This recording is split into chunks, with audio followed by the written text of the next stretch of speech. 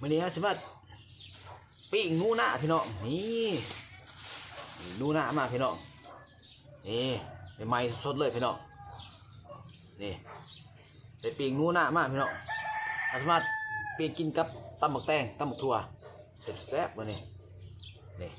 ตัวใหญ่เลยพี่น้องเอ้ยนูน่าเขาย่างมากหอมไปเลยพี่น้องเอ้ยแล้วฉันไปปิ้งเอือบปิ้งก็คักพี่น้องนี่แซ่บๆมื้อนี้นูน่าไงพี่น้องเอ้ยเดี๋ยวเขาจะเอาไปเอือบท่าปลาแดกปิ้งพี่น้องแซ่บมื้อนี้นี่ท่าปลาแดกเอือบท่าปลาแดกปิ้งนูน่านี่มันย่างนี้มันจะมันพี่น้องเอ้ยนี่แซ่บมื้อนี้แต่ละมันหลาย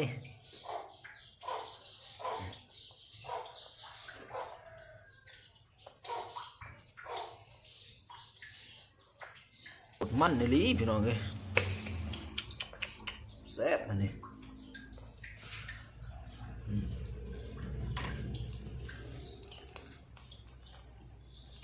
น้ำมันหลาย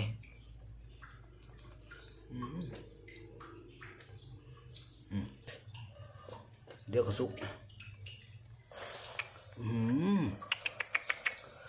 หนังกรอบเลยพี่น้องแซ่บเลยนี่มันอย่างนี้พี่น้องเอ้ยย่ำนี่นี่แซ่บมานี่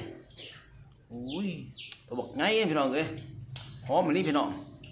นี่เดี๋ยวปีกมันหอมกรอบแซ่บนี่เก็บกันนะพี่น้องเด้อกินกับตำบักแตงตำบักทั่วไปใส่มะกอกแซ่บเลยมันนี่แซ่บเหมือนกันพี่น้องเอ้ยแซ่บพี่น้องมื้อนี้มาเด้อกินผู้เดียวคือเก๋าพี่น้องนี่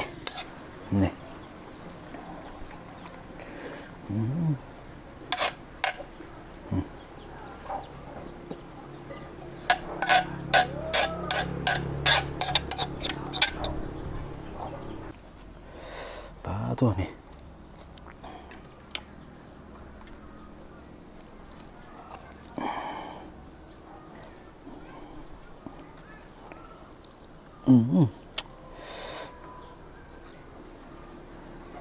ว่าสิตำบักถั่วน้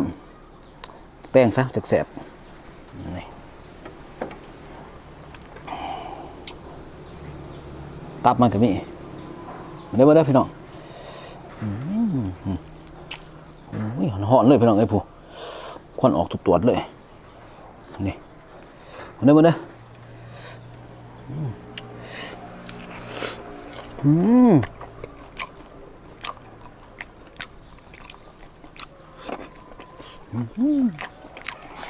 ครับ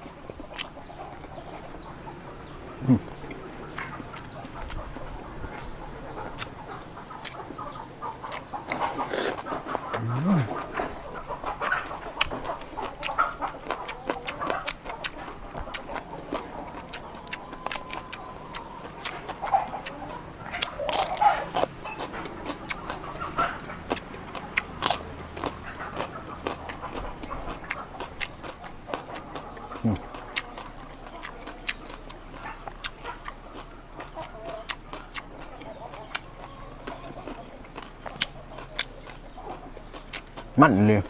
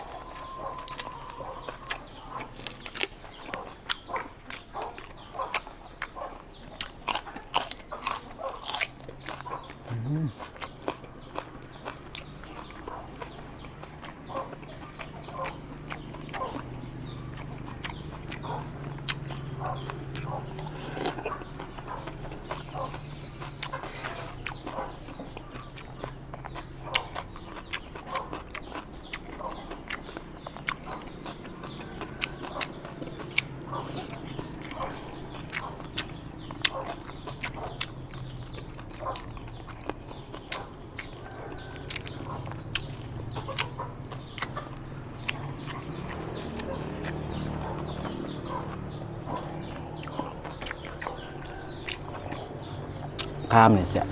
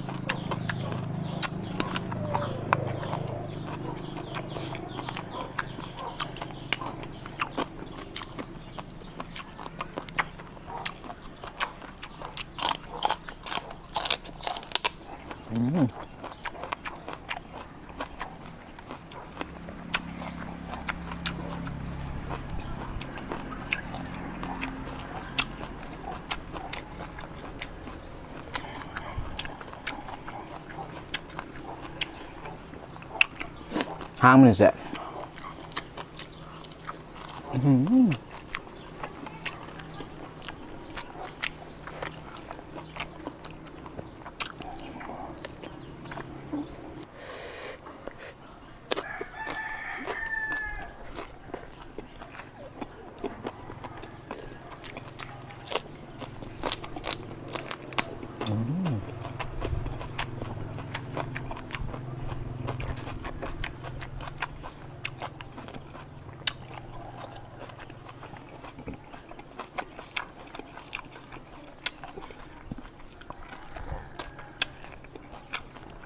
มันเลย